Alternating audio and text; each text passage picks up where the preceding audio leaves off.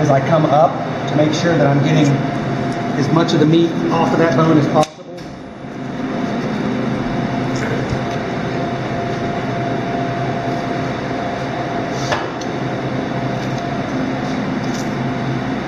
And I'm just following the way the rib line.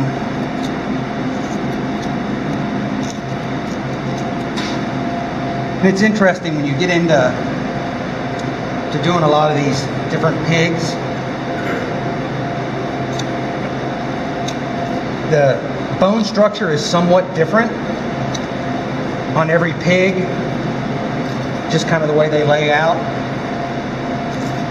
So this is getting up into where the jowl cut, and this excess blood that you're seeing here is blood from where they bled the pig, because what they'll do is they'll stun them with a bolt gun and then bleed them out.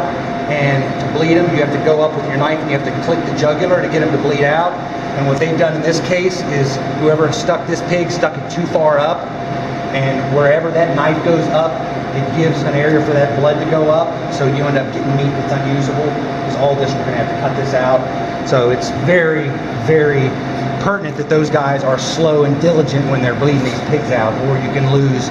And with us, it's even more, because if it gets up into the coppa, I mean, that's $25 a pound wholesale that we're losing on the coppa. So if we lose a coppa, I mean, it's a big deal. So, but once you get up into here, this is where the shoulder blade, where the ribs come up, and then we'll connect into the spine. And you'll see I'm kind of holding it up, and it helps because the weight of the meat will help release as I cut. And then once I get to that point, you come up and you start breaking it loose from the loin here, and just very carefully follow that line with just the tip of your knife. Just go as slow as you possibly can, because especially with us when you're doing salt cures, if I slip and poke into this coppa, anywhere I make a knife penetration, I'm going to have salt penetration, so it's going to be salty. And I mean, when you're doing, a commercial product, that's the last thing you want to do is send out a coppa that's uncure easily, and you want the salt just to only penetrate from the outside. On the upper part of the rib, why did you start under the surface and not at the surface? Well, you'll see on the other one, it's the way they split the backbone.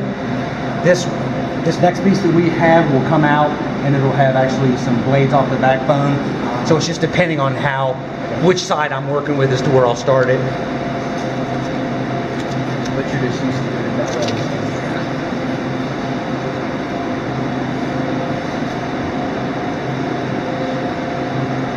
And I'm basically just following the way the spine is curved, and it's basically just round. So I'm just basically following that straight up. And once you get to this point,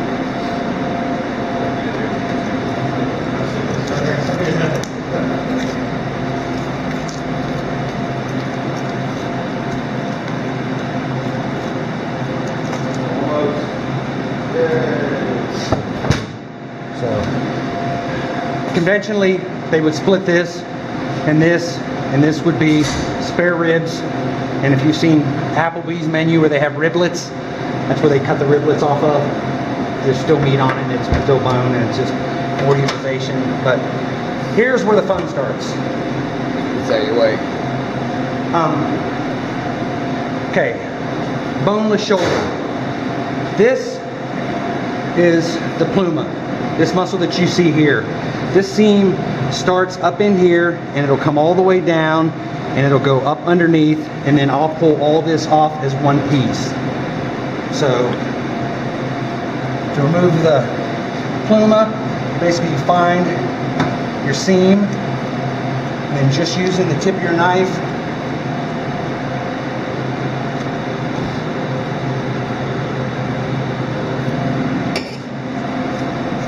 you see that's the seam. I'm on the seam, and there is some meat on that seam that you will have to cut through. you can, like we were saying, separate a lot of this stuff with just your hands. But then this seam continues up in, and we use our fingers a lot to find these seams.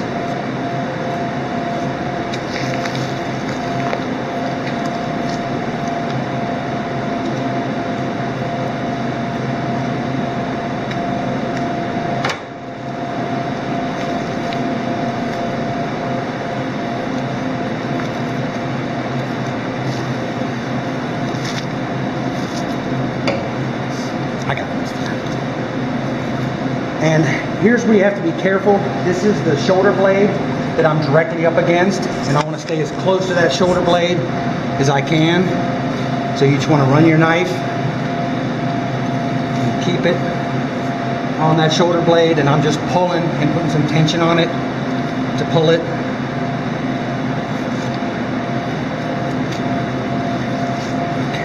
Okay, this is the end of my shoulder blade. This is where I want to stop. And now I'm going to go straight down to the cutting board.